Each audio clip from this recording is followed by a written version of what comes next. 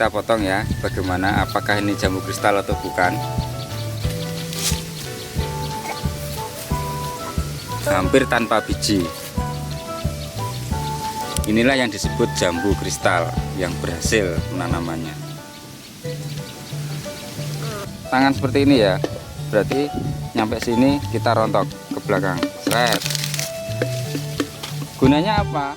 Daunnya harus seperti ini. Nah, kalau orang Jawa biasanya ngelinting. Nah, seperti ini. Kalau ini pasti kristal. Seperti ini pasti. Assalamualaikum warahmatullahi wabarakatuh.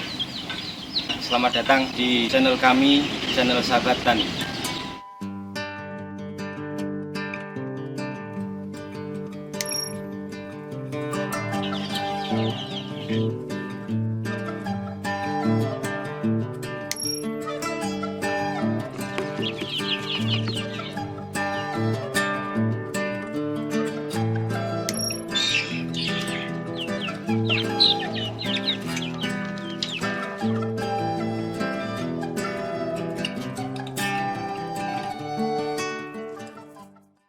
Selamat siang Sobat Tani, kembali lagi di channel Sobat Tani.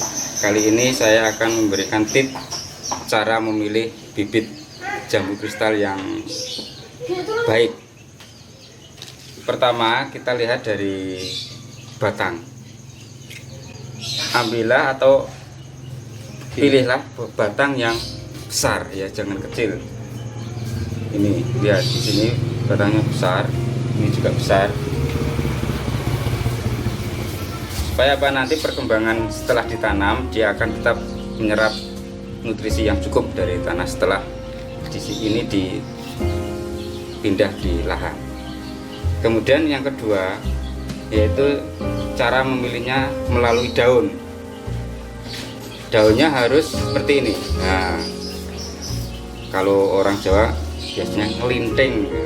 Seperti ini. Kalau ini pasti kristal, seperti ini pasti kristal. Kalau yang halus seperti ini misalnya saja ya, kalau halus ini pasti merah tumbuhnya, karena ini tumbuh tunas yang licin, pasti kristal. Kemudian kalau ada semisalnya tunas yang tumbuh dari batang, misalnya seperti ini contohnya ya. Seperti ini bukan jambu kristal, tapi ini bawaan batang yang diokulasi ya. Ini harus diambil. Nah, seperti ini. Kalau dibiarkan nanti ini asli, jambu aslinya yang di stek tadi, ini kan sambung. Ini tumbuhannya asli yang dari sini. Kalau ini dibiarkan saja nanti ini buahnya jadi jambu merah biasa, bukan kristal.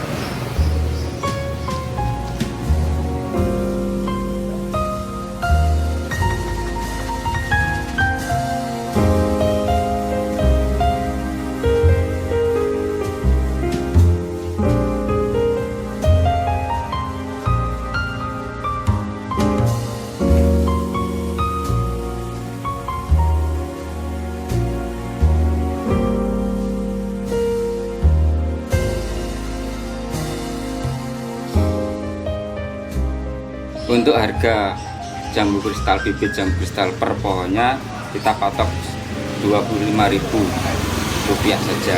Cukup murah karena hasil panennya tidak akan mengecewakan.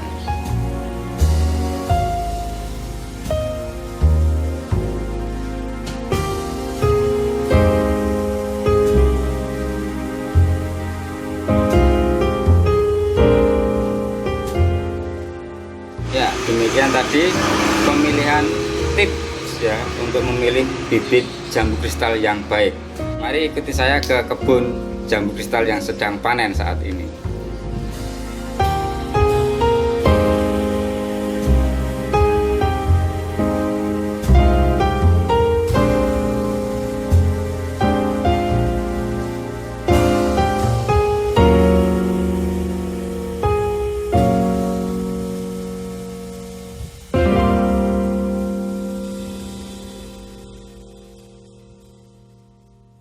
Datang Sobat Tani di kebun saya yang saat ini sedang panen. Kali ini saya akan memberikan tutorial bagaimana cara memanen yang benar. Jangan langsung diprotes seperti ini ya, nggak boleh. Karena apa? Karena akan berpengaruh pada buahnya nanti. Jadi cara memanennya adalah menggunakan gunting pangkas untuk buah seperti ini.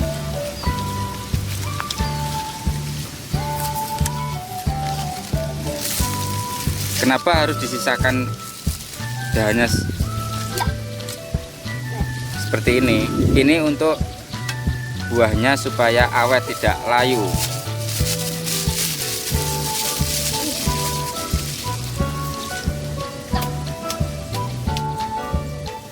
Kita potong ya, bagaimana, apakah ini jambu kristal atau bukan.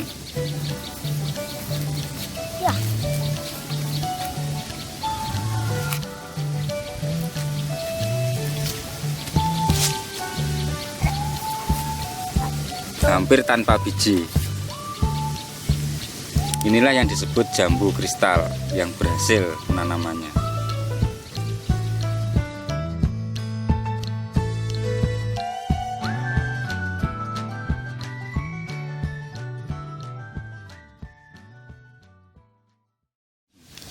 Sobat Tani, kenapa kok saya memanennya saya sisakan batangnya segini?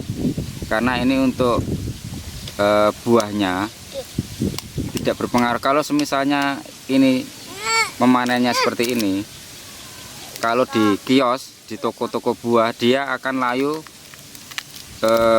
sekitar 1 hari saja menginap di toko buah itu akan layu. Tapi kalau semisalnya masih ada dahannya seperti ini, dia akan bertahan selama 4 hari.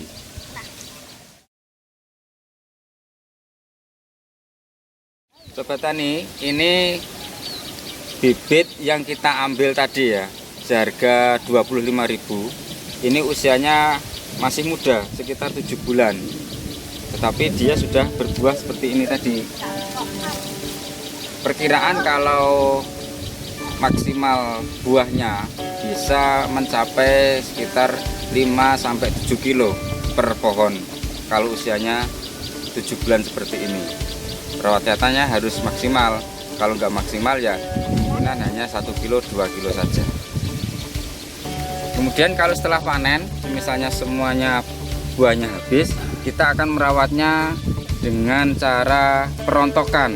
Misalnya seperti ini, daun kita rontokan, sisakan 1 jengkal tangan seperti ini ya. Berarti nyampe sini kita rontok ke belakang. Seret. Gunanya apa? Ini untuk merangsang tumbuh tunas baru. Nah, seperti ini sudah ada tunasnya. Kalau sudah tunas tumbuh, dia akan membawa bunga seperti ini. Setelah berbunga, kita rawat dengan cara pemupukan bawah dan pemupukan atas.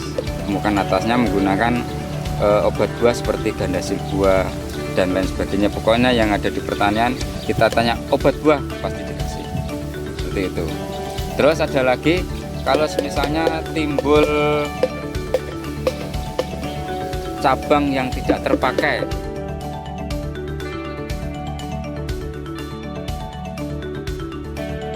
ini cabang yang tidak terpakai.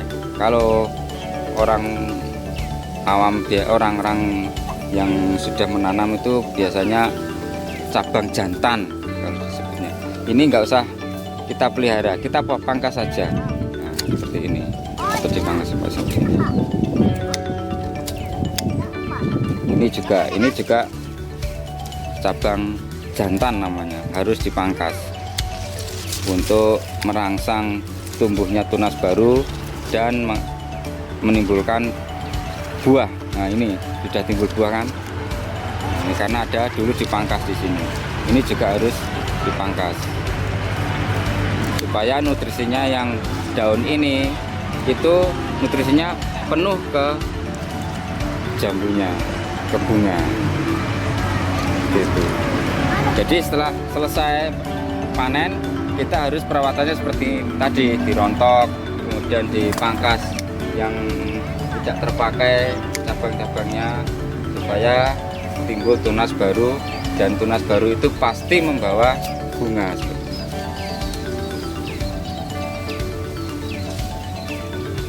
Demikian tips untuk memanen, kemudian pasca panen, kemudian cara perawatannya setelah panen. Kita pakai pupuk dan kita pakai semprot. Demikian Sobat Tani, sampai jumpa lagi di tips berikutnya.